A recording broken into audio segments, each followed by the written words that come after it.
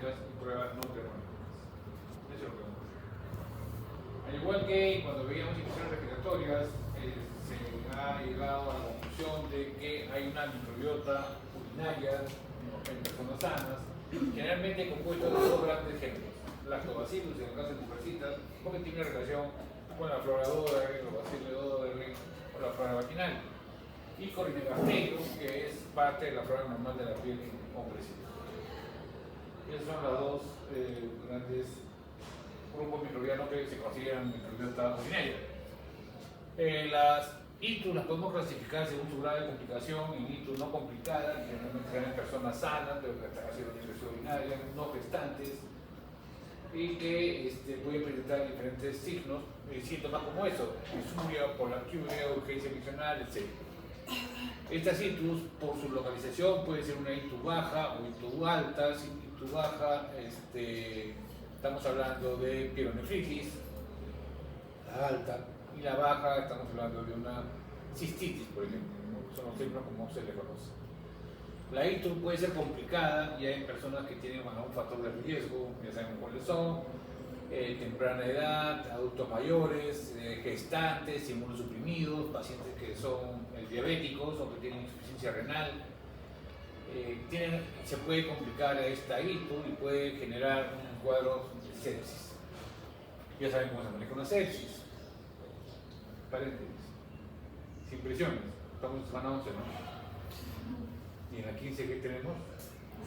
Una cita, ¿no? Tienen una cita conmigo y con Yesenia. ¿En qué consiste esa cita?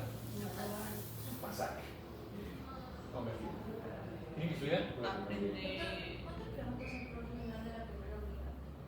¿Cuántas preguntas van a venir en la primera unidad? Ninguna. No, de verdad. No, pero te vamos a poner casos que tienes que saber la primera unidad para que respondas.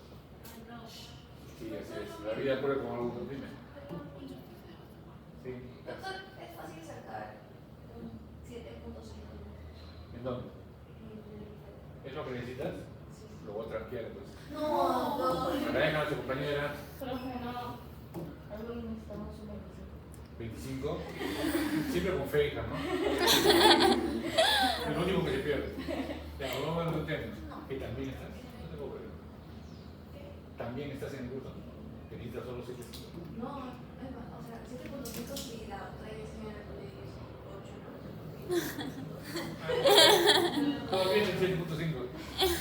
Ya, tenemos una ITU asociada a catéter, lo veíamos cuando revisábamos lo que dice infecciones asociadas al servicio de salud, y decíamos que los pacientes que tienen sonda, catéter, ya han expuesto también a complicaciones.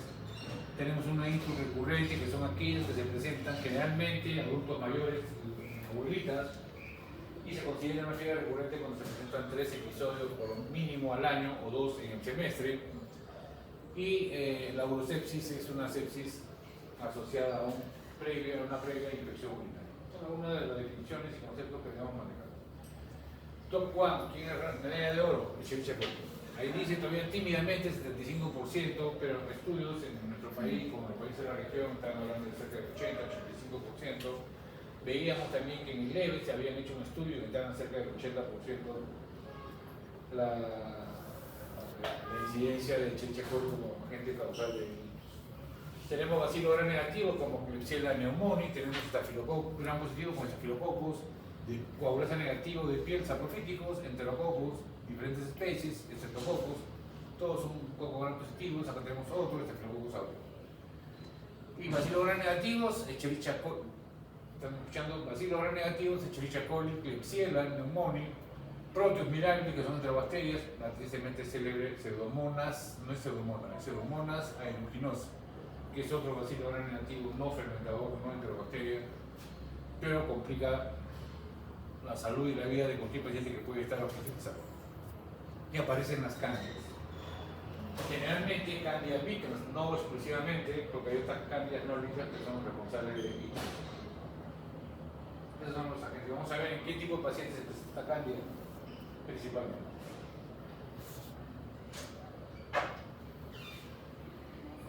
Ahora, si te ponen mucho ruido, Sebastián, te pones a recordar. Ya, entonces definimos ITU como la invasión, multiplicación y colonización del parénquima renal por uno de los microorganismos patógenos. La infección puede ser endógena, que es raro, o exógena. Y estas infecciones generalmente suelen ser monomicrobianas, o sea, un solo microorganismo. Carguá, me está prestando atención. Después me cuentas el chisme ese que te vacila ahí. Puede ser monomicrobiana, en este caso por Escherichia coli, o puede ser polimicrobiana en pacientes inmunosuprimidos. Puede haber una coinfección de 2 o 3 microorganismos. En donde es frecuente encontrar ictus, en general, infecciones en piel, vías urinarias, respiratorias, con cándida en pacientes diabéticos. Tienen cierta afinidad por la... Bien, polimicrobiana en inmunosuprimidos y pacientes con SORD. Muy bien, vamos a hablar de la muestra que se debe colectar para pacientes que tengan infección urinaria. ¿Cuál será la muestra? Cualquier orina.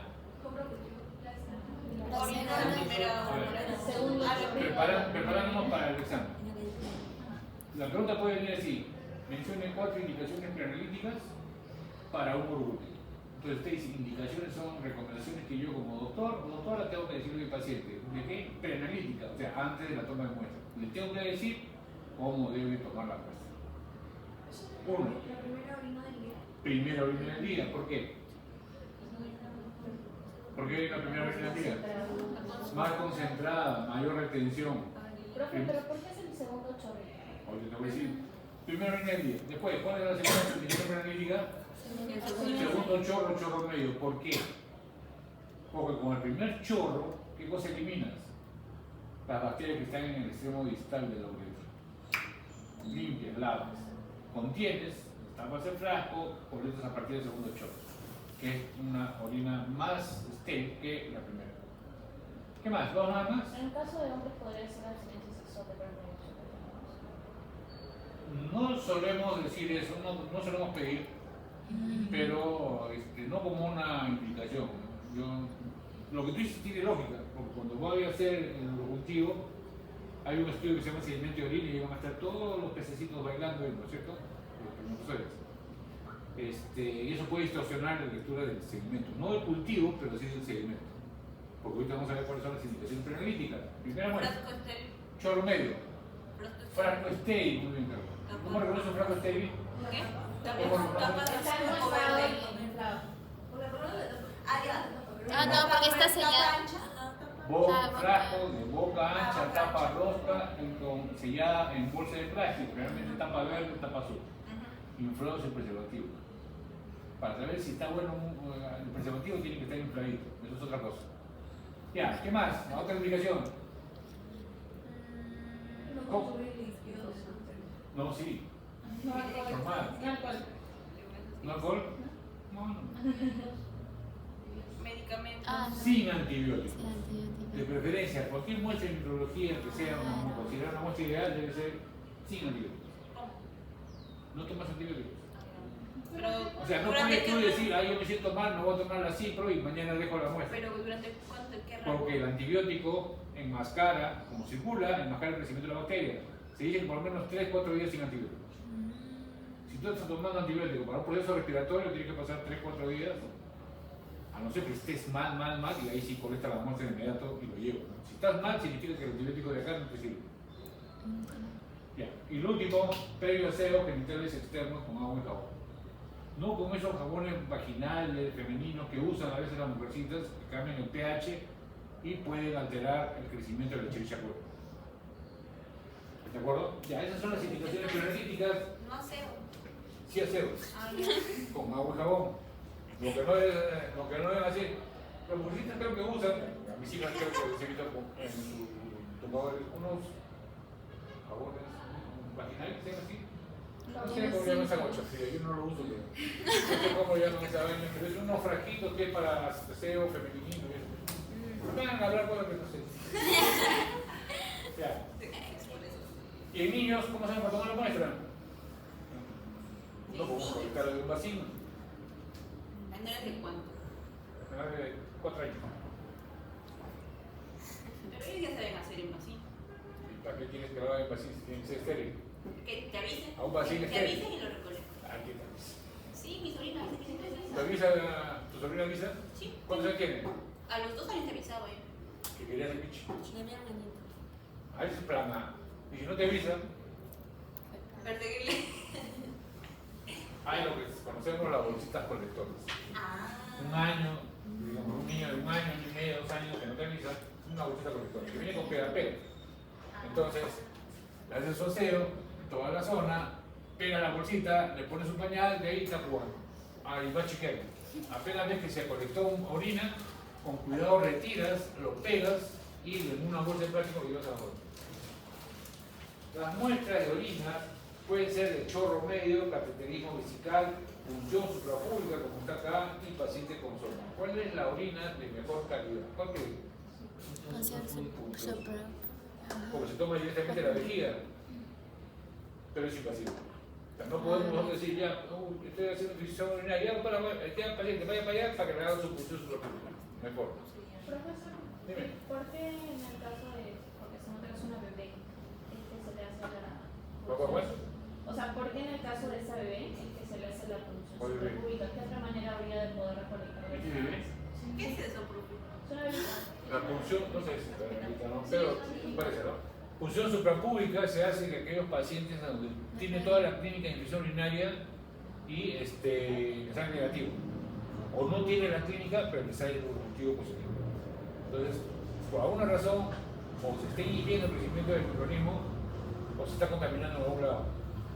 ¿En dónde no está la orina contaminada? En la vejiga. Ay, o sea, eso se podría decir que es una segunda alternativa. Es una alternativa para casos de infecciones urinarias falsos positivos. Y después vamos a ver una relación de causas de uro positivo, falso positivo, falso negativo. Ya, muy bien, entonces la fase preanalítica, se hace la orden con el uro, se pide franco estéril, etcétera, etcétera. Extraordinariamente, cuando es abuelitos, la cosa se complica, porque los abuelitos toman generalmente, ¿cómo se llaman esos tratamientos para la hipertensión? ¿Qué le dan? En general. Pero ya, ¿cómo se llama? Por ejemplo, la furosemia. ¿Qué tipo de diuréticos? ¿De quién le dan diuréticos? Hipertensos y pacientes de corazón. ¿Y qué hace el diurético? Nos manda al baño. Entonces, a veces los abuelitos van al baño a las 4 de la mañana y se dice que la muestra de orina no debe pasar más de 2 horas hasta que llegue al laboratorio. Así le tumbes la puerta al laboratorio y no te van a atender. Entonces hay que guardar esa muestra de orina. ¿Y dónde se guarda? En refrigeración. ¿En qué parte? En la puerta junto con la chela ahí, la lata de chela, ahí bien envoltado, bien rotulado, esperando el momento para el día siguiente temprano. ¿De verdad? ¿Salió de ahí? No quiero guardar el freezer, con la carne. No, sí se puede guardar en la puerta. Mira lo que dice ahí dice inclusive 24 horas. Pero nosotros no recomendamos 24 horas. Nosotros en nuestra experiencia, los pacientes les decimos, puedes juntar tu muestra ya ahorita a las 4 o 5 de la mañana, porque después ya no. Entonces, coléctalo en frasco estéril y lo pones en la puerta ahí abajo, junto con el chip. Profe, pero no importa. Porque más como en el caso de los huevos que dicen que no se deben de dejar en la puerta por el cambio de temperatura que se hace al abrir consecuentemente la refrigeradora, no quedaría igual. ¿No sabía eso de los huevos? Creo que sí, yo. En mi casa los ponen ahí en las bandejas. Yo no sabía eso, es buen dato, debería aprender. Pero se recomienda la puerta, porque debe ser el sitio donde menos frío hace, donde hace menos frío en una refrigeradora. La idea es conservarla, no matarla. Ya. Piensa por programa de trabajo. Esto es lo que hacemos en el laboratorio micro. Necesito que presten atención, porque aquí van a venir otras 335 preguntas. Tengo la muestra de orina, ya llegó al laboratorio. Todo chévere, 20 sobre 20, la calidad de la muestra, acá. ¿Quién recomendó, quién dio las indicaciones? Un médico de la científica, un tipo. Llegó la muestra. ¿Qué hace el laboratorio? Agarra la muestra, lo primero que va a hacer es centrifugar. Y trabaja con el sobrenadante y trabaja principalmente con el sedimento. ¿Qué va a hacer? Diagnóstico presuntivo, diagnóstico confirmatorio. Diagnóstico presuntivo, estas 3 pruebas. ¿Qué le hace al sedimento? Gram, para ver qué tipo de bacterias hay. Estudio de sedimento de orina, para ver si es una orina patológica o no. Y prueba de nitritos. ¿De qué? Nitritos. La prueba de nitritos. Lo que pasa es, y lo vamos a ver, Nosotros en nuestra dieta alimenticia consumimos compuestos nitrogenados, carnes principalmente. Y nosotros, nuestra maquinaria bioquímica lo degrada y nosotros eliminamos por orina nitratos. Si yo tengo una infección urinaria, tengo bacterias. Y a las bacterias les encantan los nitratos.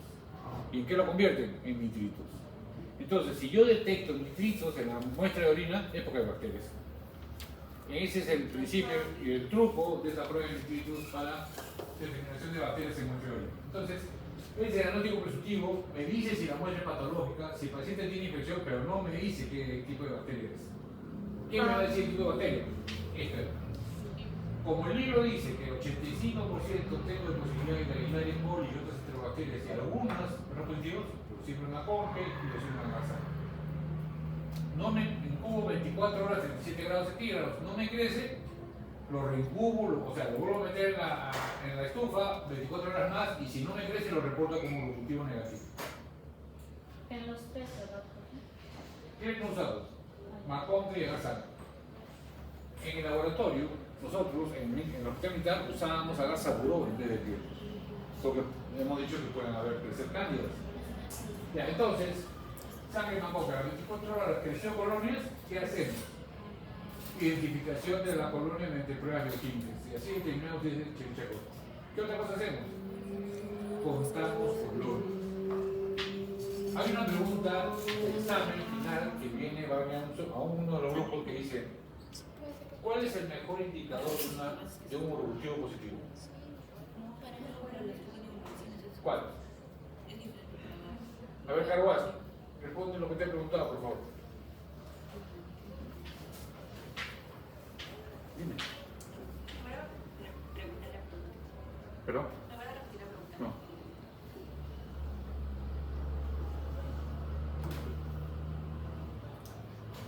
¿Puedo ver? Responde lo que he preguntado. ¿Por qué no se escuchó? ¿Problema de audición? No. Qué bueno. Cuando ustedes hablan, yo los escucho con respeto. Y el mismo respeto yo exijo. Carguas, no te sientas mal, amigo. Llegas tarde y es constante. Hablas, te llamó la atención, sigues hablando. No sé qué piensa que es. Estábamos discutiendo acerca de la garra que había mencionado. Discute conmigo, amigo. A ver, discute, dime. No, sí discute, si no te saco el salón. No, acerca de la garma que estaba. ¿De la qué? De la garma que había. ¿Qué pasa con la garma? Acerca de la garma negativa, sí. Ya. Hemos opinado de la garma positiva. Y yo, Carlos, estábamos hablando sobre la garma.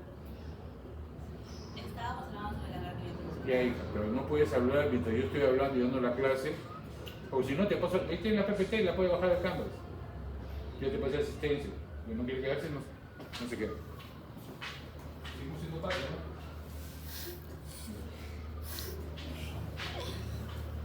Ya, entonces, ¿qué hacemos? Dime. La mejor forma de confirmar que Esa es la pregunta. ¿Cuál era el mejor indicador para saber si un URO es positivo o negativo? debería ser contar más de 10.000 unidades probables por año. Más de 100.000.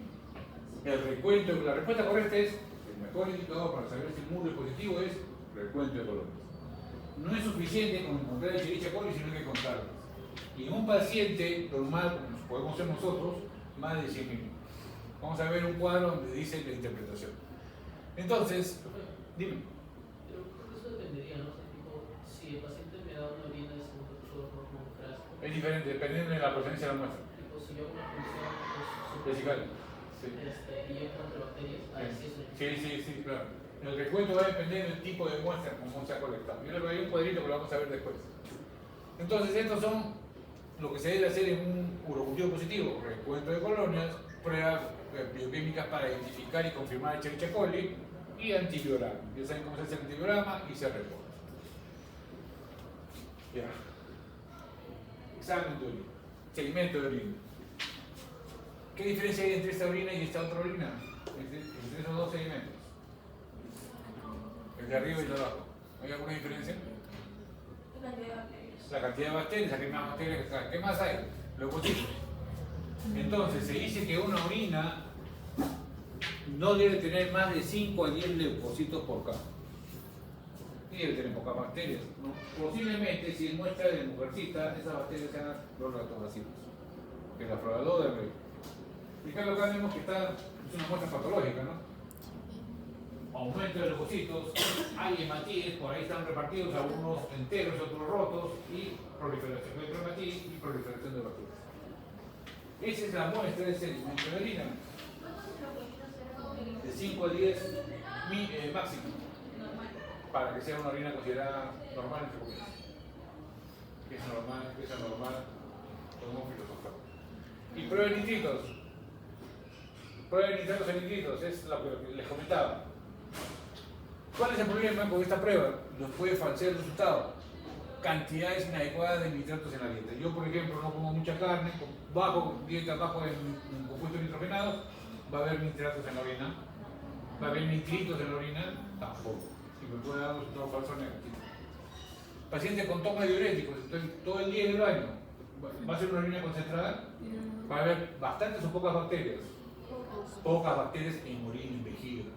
Lo puedo tener en riñón, puedo estar haciendo una pielonefritis. Y me va a salir un resultado falso negativo. Hay uropatógenos como la pseudomonas que no tienen la enzima nitrato reductasa. Entonces, por más que lo pongamos en un barril llenecito de nitratos, no va a degradar nitratos, porque no tiene la maquinaria bioquímica para hacerlo. Y así hay unos criterios que nos puede falsear la prueba de nitratos sanguíneos. Bien, entonces hacemos el cultivo de orina, lo sembramos en agar sangre, en agar maconque, lo llevamos por 24 horas a la estufa y al día siguiente sacamos las placas y vemos, ha crecido los dos, esto no me interesa, trabajo con esto. ¿Por qué no me interesa esto? Porque si me ha crecido el gran negativo y el libro me dice que hay 85% de posibilidad que sea E. coli, este es el agente responsable. Gran cantidad, gran negativo, se parece a una E. coli, que es la misma E. coli que ha crecido en sangre. Lo descarto porque acá es un medio selectivo. Si yo tengo una bacteria que ha crecido con un medio selectivo y un medio organizado normal, trabajo con un medio selectivo. Porque su nombre lo dice selectivo. Entonces comienzo a contar. Divido imaginariamente, porque me dirán, a ver, cuenta, Sebastián, ¿cuántas colonias hay acá? Examen final. ¿Podrás? ¿Por qué quiere jalar? No, te digo. No, pues te quieres jalar. No quiero que tienes. ¿Podrás contar? No puedes contar. ¿Qué se hace? Se divide en 4, cuentas un cuadrante y lo multiplicas por 4. A ver, ya te di la respuesta. Supongamos que sale en total 300 colonias. La unidad de peso, ¿cuál es? Kilo. La unidad de volumen, litro. De distancia, metro. ¿Cuál es la unidad de recuento de colonias? UFC, unidad de formador de colonias por mililitro de muestra. No es por litro de muestra, no por mililitro de muestra. ¿De acuerdo? Es como decir kilo. Ya. Entonces, yo tengo que encontrar 300. Pero ¿cuántas muestras sembré acá? Sembré con masa calibrada de 0,001 mililitros. Hago una regla de 3. Si en 0,001 mililitros encontré 300 colonias en 1 mililitro, ¿cuántas colonias tendré? Multiplico, divido y obtengo mi recuento final de colonias. Es una regla de 3. Siempre se siembra con asa de aro calibrado. El calibre del asa puede ser una milésima de mililitro, una centésima de mililitro y hay asas con una décima de mililitro. Se lleva siempre a mililitros. ¿Se entendió? ¿Sí? ¿Alguien tiene una duda? ¿Pregunta? ¿Preguntas? No escucho. Y lo que sea Sebastián. El recuento va a depender del tipo de muestra. Si es una muestra chorro medio, mitad de inyección, la que colectamos nosotros, un muro positivo más de 100.000. Un muro dudoso entre 10 y 6.000. 10.000 y 100.000. Significa que hay que repetir. Al criterio del médico. Un muro negativo menos de 10.000. Ok, eso es la interpretación de un muro positivo en una muestra de chorro medio, transmisión. En una muestra de cateterismo vesical, obtenida de orina, obtenida por cateterismo vesical, baja el recuento. Más de 50.000, uro positivo.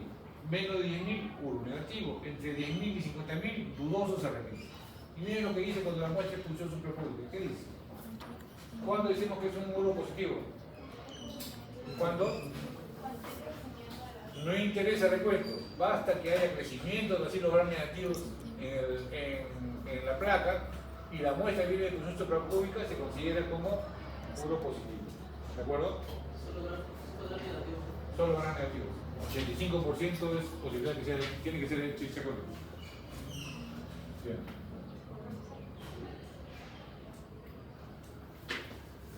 Está en directo, ¿no?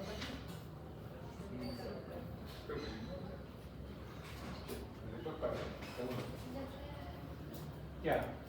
Antigrama, ¿verdad? ¿O no? Paciente 1, paciente 2.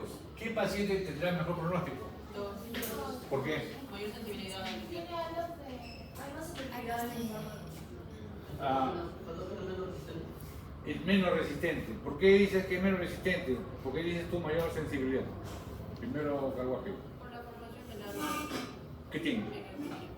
¿El tamaño o la cantidad? La cantidad de años que son. La cantidad. ¿Tú por qué dices es más resistente? No, pero es lo mismo. O sea, No, porque he dicho más sensible.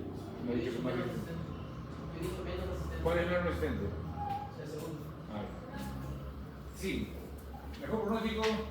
¿Qué cosa nos interesa acá? Medir los diámetros del lado de inhibición de crecimiento, compararlo con lo que dice la guía, y mientras el lado sea más grande, Mayor efectividad. la bacteria es más sensible a ese antibiótico. En cambio acá vemos que hay antibióticos donde la bacteria es persistente. ¿Ven alguna otra diferencia entre una placa y otra placa? Aparte de los halos y los diámetros. ¿Otra diferencia? ¿Qué pasa? No, no es el mismo agar. Se usa generalmente el agar Müller-Hinton para sensibilidad. El agar es el mismo. Tamaño del árbol. No, hay otra cosa. Es visible, ¿eh? Es evidente. Visible. Los que no están jóvenes tienen curiosidad de No. Yo que soy viejito lo veo, pero no veo ustedes. Cantidad. ¿Cuál? Cantidad. La cantidad. No. ¿El tamaño? No, y no. ¿Qué? Otra cosa que es diferente. Meyer, a ver. ¿Qué ve diferente entre una placa y la otra? Color.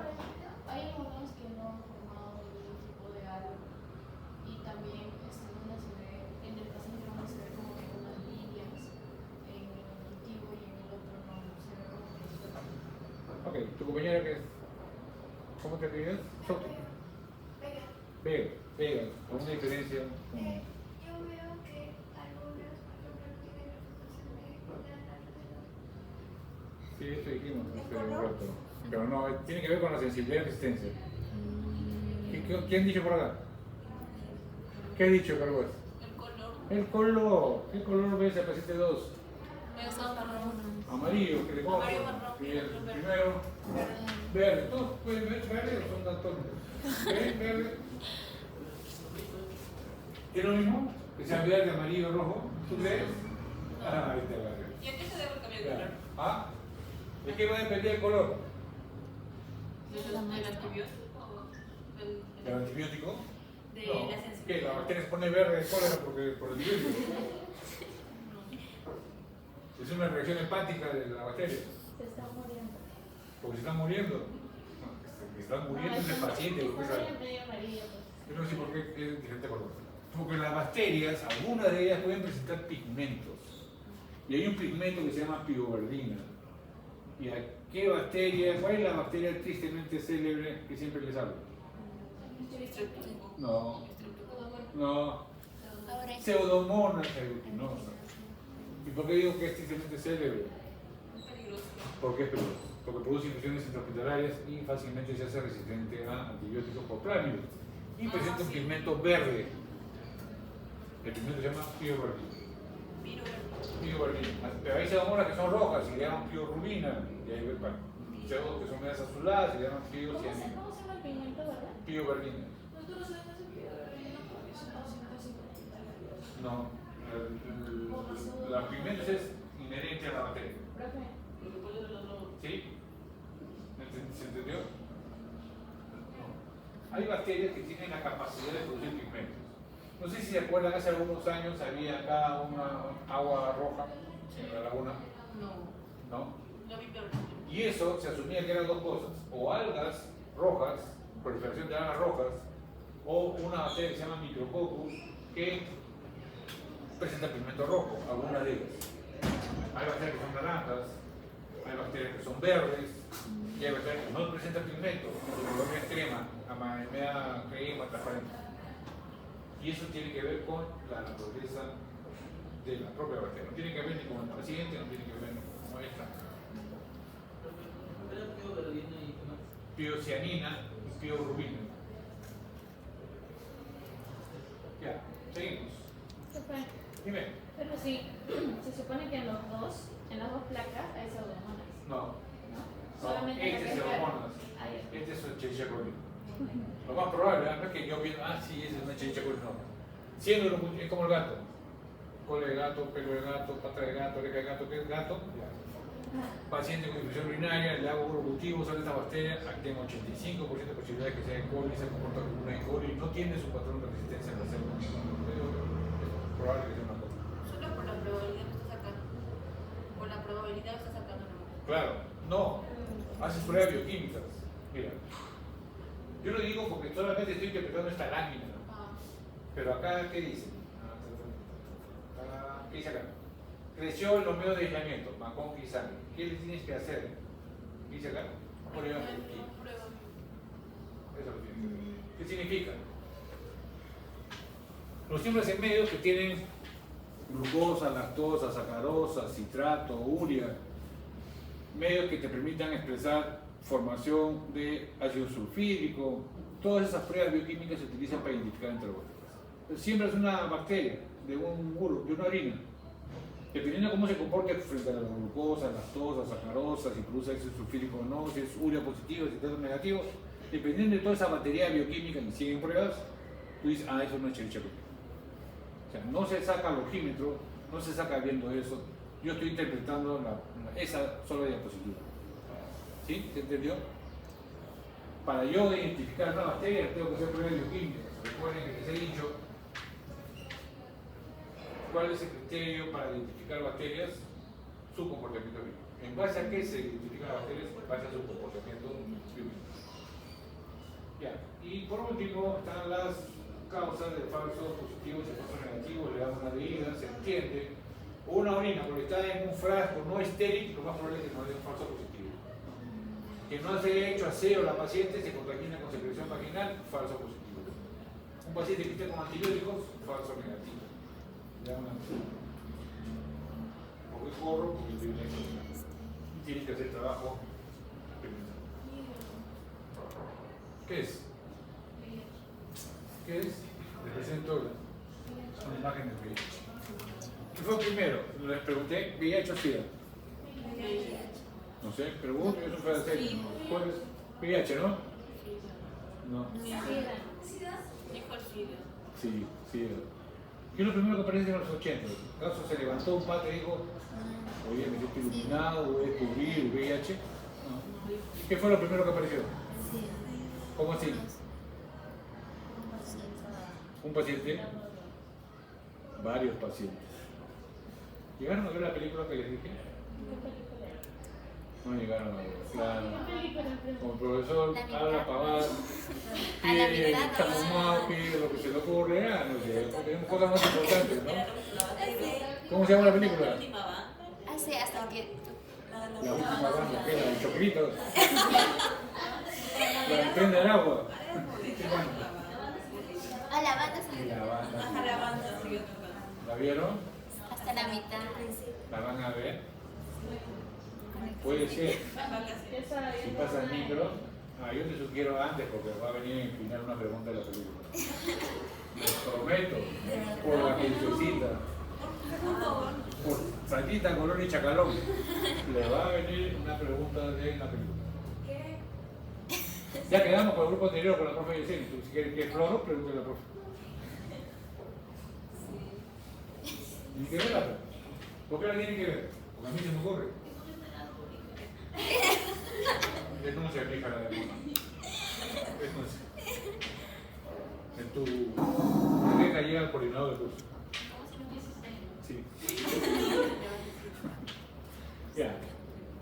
Véanla porque es la recreación casi fiel de cómo se descubre el origen del SIDA. Vamos a ver ahora infección de transmisión sexual.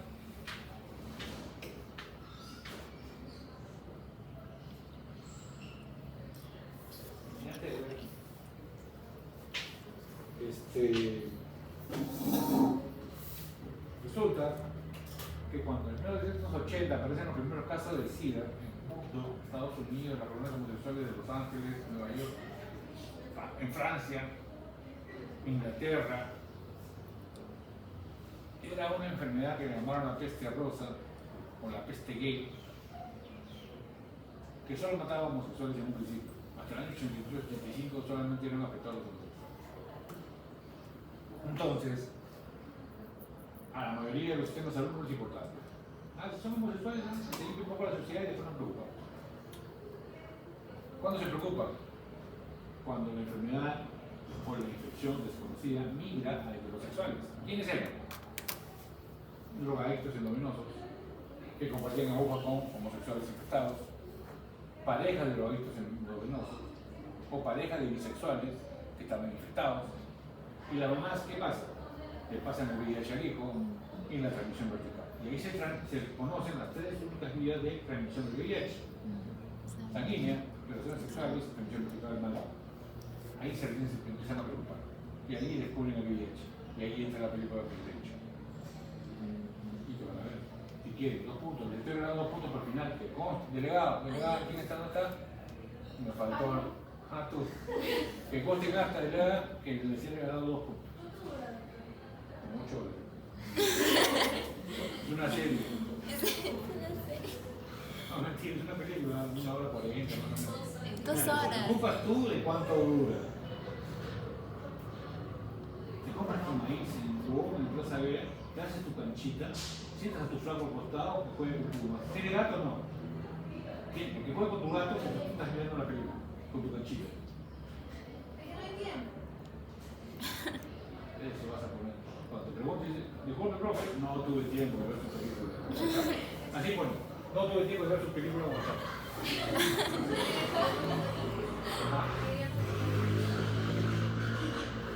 ¿Vídeos? ¿Qué pasa con vídeos? No. ¿No? Que la semana ¿Ah, pasada sí? pusimos, profe. La semana ¿Qué pasada. tiene que ver el vídeo con la película? No, pero. Por aquí no soy mío. No, yo tengo a la profe que me hace acordar. Usted está acá, la profe me hace señas. Tenemos un lenguaje de señas. Mismo aeropuerto. Ya. Entonces, no me interrumpa. Ay, perdón. Aparecieron los casos de SIDA. Y ahí empieza a ver la carrera entre los franceses y los americanos para descubrir cuál era la gente que así descubren el VIH. Vino desde un mundo que dice. Acá está con todas sus proteínas estructurales, es ARN, tiene una enzima transcriptasa inversa y viene a romper todo el dogma de la biología molecular que nos enseñaron en biología. En biología nos enseñaron que a partir de ADN, ARN, síntesis de proteínas. Bueno, acá no se cumple porque el virus no tiene ADN. ¿Qué hace? Una enzima. Se adhiere, ¿cuál es la célula blanco del VIH? CD4. Muy bien. Está el CD4, se adhiere al CD4 mediante receptores y correceptores y lo que hace es introducir su ácido nucleico ARN y una enzima transcriptasa inversa. Esta enzima transcriptasa inversa, a partir de los moldes de ARN, comienza a sintetizar un ADN proviral.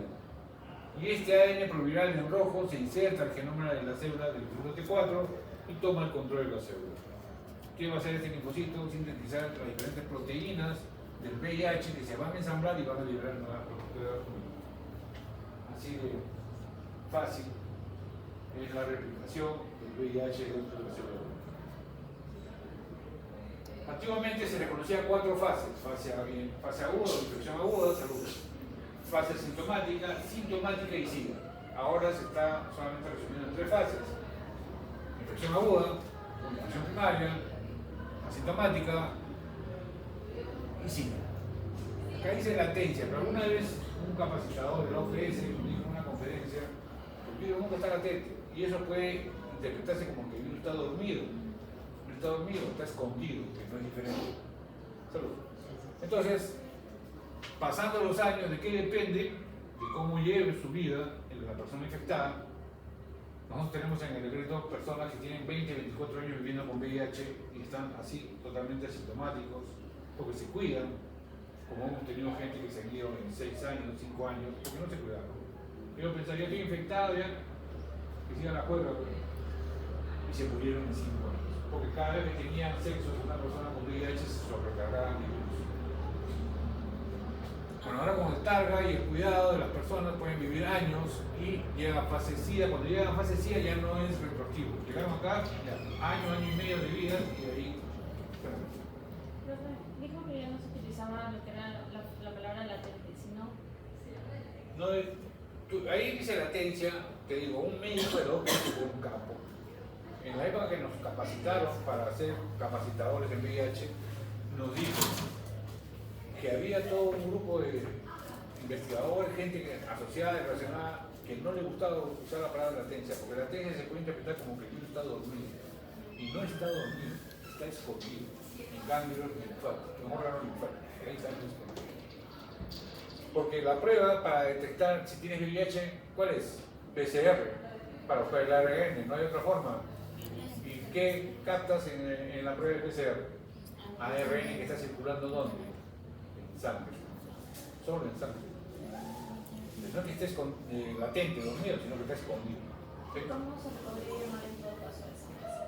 Nosotros lo usábamos en esa época fase asintomática, porque no tiene mayor síntoma, pero sí puede contagiar. ¿No? La persona del día siguiente que se contagie, que se infecta, puede estar contagiando. Generalmente la infección aguda pasa desapercibida, o es asintomática o se autolimita, ya que hay algunos de los síntomas. Y bien, vamos a ver, diferenciar dos cosas, porque eso es lo que a veces se confunde. Una cosa es ser portador del VIH. Yo tuve relaciones sexuales hace una semana con una chica sin protección, me contagié de VIH. ¿Puedo contagiar? Sí puedo contagiar. Si me hago la prueba, ¿me va a salir positivo o negativo? Negativo. ¿Cómo se llaman las pruebas para saber si soy portador de VIH o no? El ELISA es una, Western Blot no. ELISA sí. Las pruebas de tamizaje, de despistaje que son ELISA, inmunocromatografía. Si me sale el ELISA, inmunocromatografía positivo, ¿estoy positivo? No. Si me sale 2 ELISA positivo, ¿estoy positivo? 2 ELISAs. No. Me hago 4 ELISAs y me sale positivo. ¿Soy positivo? Tengo que hacerme la prueba confirmatoria. Y la prueba confirmatoria es, ahí sí entra el Western Blot. Inmunofluorescencia indirecta, Western Blot. PCR son pruebas confirmatorias. Ok, bacán. Ya sabemos cómo una persona se le confirma su diagnóstico de ser portador del VIH. Prueba de tamizaje, ELISA, inmunocromatografía, pruebas confirmatorias, IFI, PCR y Western Blot. Ahí estamos diagnosticando SIDA o portador. ¿Cómo sabemos si un paciente está caminando o está corriendo o tiene SIDA? 3 criterios. 1, no, es parecido. No.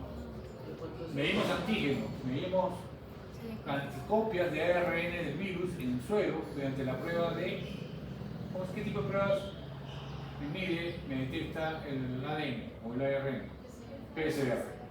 ¿Está bien? El primer criterio, medición de cuántas copias de ARN tiene el paciente circulando por PCR. 2, vamos a ver cómo está su estado inmunológico. Como la célula blanca son linfocitos T4, hacemos el recuento del linfocitos T4 mediante la técnica de citometría de flujo. Es una de las técnicas. Muy bueno. Esos 2. 3. La presencia de enfermedades o infecciones indicadoras o trazadoras de SIDA. Por ejemplo, ¿se acuerdan cuando vimos la tuberculosis extrapulmonar? Puede ser. ¿Se acuerdan cuando vimos la lámina de infecciones respiratorias, de infecciones orales? Había 3 fotos de pacientes que tenían una candidiasis oral. ¿Qué le dije de eso? ¿Qué podían ser? Suprimidos, porque una enfermedad indicadora de SIDA es candidiasis esofágica. Horrible. Primero Sebastián, que me acuerdo. Sí, y por toxoplano pueden ser. Sí. Los inmunosuprimidos son igual que los inmunodeprimidos. Sí, es lo mismo. Solo que inmunodeprimidos es. ¿sabes? Generalmente usamos inmunosuprimidos, es más chévere. A veces deprimidos se lo pueden asociar y no tenemos problema. Inmunosuprimidos. Sarcoma en Kaposi. ¿Cuál es la enfermedad reina que le da a todos los pacientes, o no a todos, a un gran número de pacientes en Estados Unidos, pacientes de VIH que hacen SIDA? Sarcoma en Kaposi. Neumonía por cariño.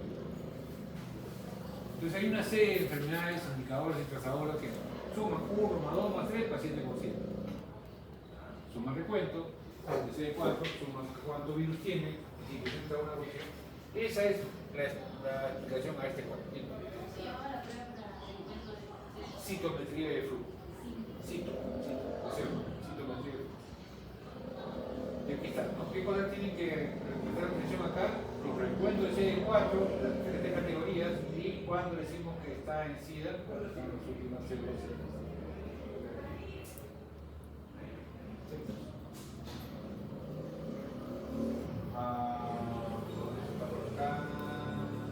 ¿Cuáles son los marcadores que aparecen? Lo primero que se puede detectar es el ARN del virus mediante PCR para el diagnóstico.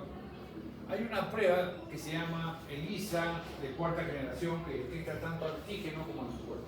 Hasta la 3ª generación, la primera generación era un dolor de cabeza porque había mucho problema de bioseguridad. Detectaba solo anticuerpos. La de 2ª generación también detectaba anticuerpos, pero mejoró la metodología. La de 3ª detectaba anticuerpos del tipo IgG, IgM, y la 4ª detecta anticuerpos y detecta antígenos. ¿Qué antígeno? La proteína P.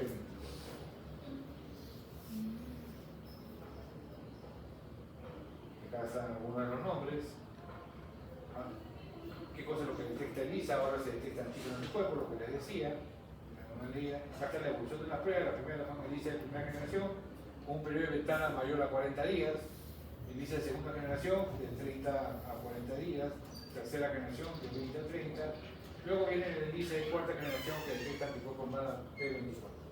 Y la prueba más sensible, PCR para detectar ARN del virus o el ADN proviral del virus. Cualquiera de los dos.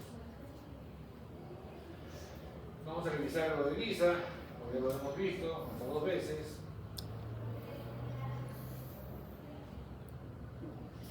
Y la prueba confirmatoria de Western blot. La prueba de Western blot es una prueba que consiste en la lectura de bandas de precipitación que se llaman tiras de nitrocelulosa. Entonces, se hace una corrida electroforética del virus que viene en la tira de papel, que es generalmente blanco. En esta misma bandeja ponemos la muestra de suero del paciente, que va a difundir por carga eléctrica y por peso molecular. Y si el paciente tiene anticuerpo contra la GP160, va a ser una banda, una línea de precipitación acá, porque acá se ubica la GP160. Si tiene anti-P120, se va a hacer una banda de precipitación.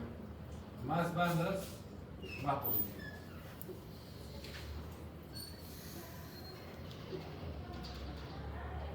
Miren la sensibilidad de la Western blot. No dice 100 por esencia, por químico, pero dice 99% de sensibilidad, 99% de especificidad. Ahí está la IFI.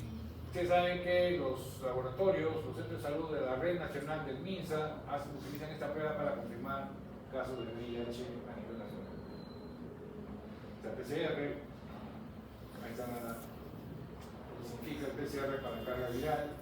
Y no solamente es para detectar presencia, sino cuantifica cuántas copias de ARN tiene el paciente. Ahí están los recuentos de linfocitos. ¿Cuándo se considera un recuento de linfocitos compatible con un paciente con SIDA? En una persona normal, ¿cuántos linfocitos por mililitro de sangre tenemos? 500 a 1500. En nuestro país de 500 a 1000. Ese es el estudio en Estados Unidos, yo lo he visto en los estudios, publicaciones, hasta 1200, 1500 CD4 por mililitro de sangre. En nuestro país es 500 años, o 800 años.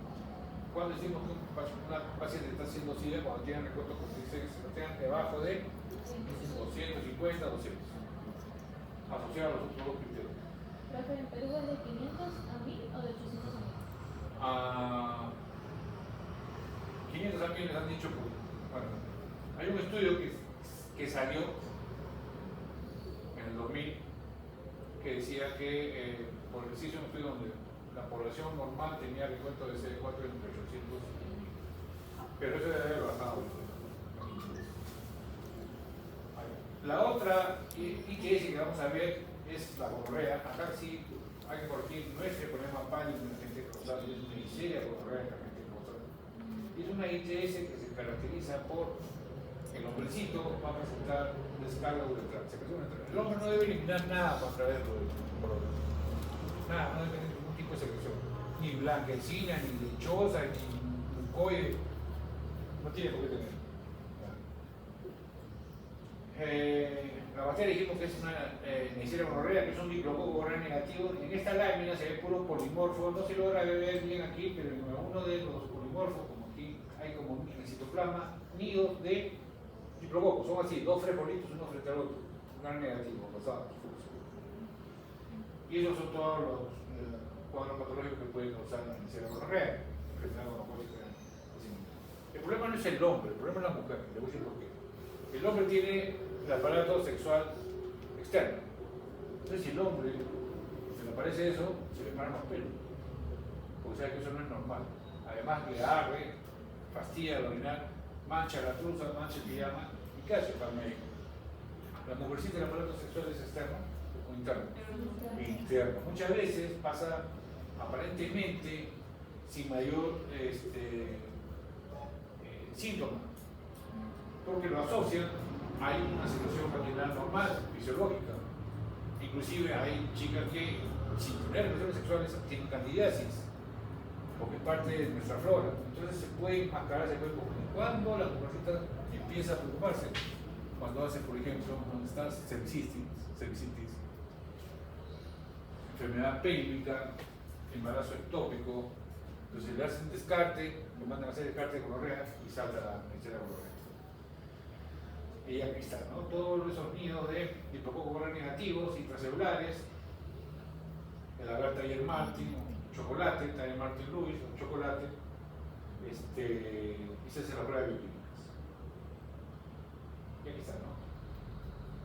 Aquí el polvo, el espéculo, la muestra que tiene. En algunos casos, y eso es muy común en nuestra población militar, el personal militar que se contagia por relaciones sexuales de esta Neisseria gonorrea es un problema en la tropa, porque la tropa le dan su propina, a pesar que le ponen sus condones en su bolsillo, cuando salen por la guardia le ponen sus condones, no le gusta usar condón.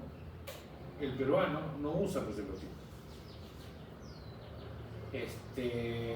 Dice, no es lo mismo, no sienten igual, que son chiquitos, yo soy XL, esa vaina es para chino, small, y le arguyen cualquier tipo de pretexto para no usar.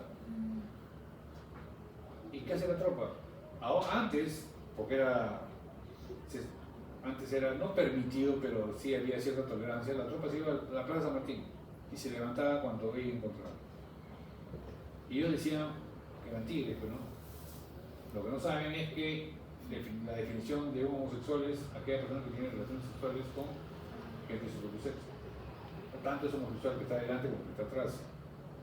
Y eso no lo entendía. Entonces era parte del trabajo que hacíamos nosotros en los cuarteles, haciéndonos entender. Porque nadie le va a decir, oye, no tengo relaciones sexuales con gays, no es un problema de ellos.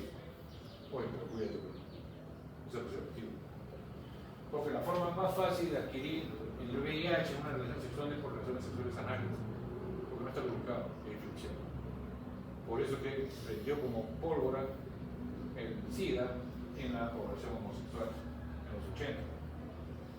Entonces, en esos casos, la tropa va al médico de la unidad, el capitán médico de la unidad le dice, ¿qué tienes? Está quemado, ya, tómate antibiótico. El paciente toma hasta cuando más o menos se siente bien, lo termina de curarse, llega con la sintomatología y como el médico ya dice, no, entonces no es fácil, vaya al hospital militar.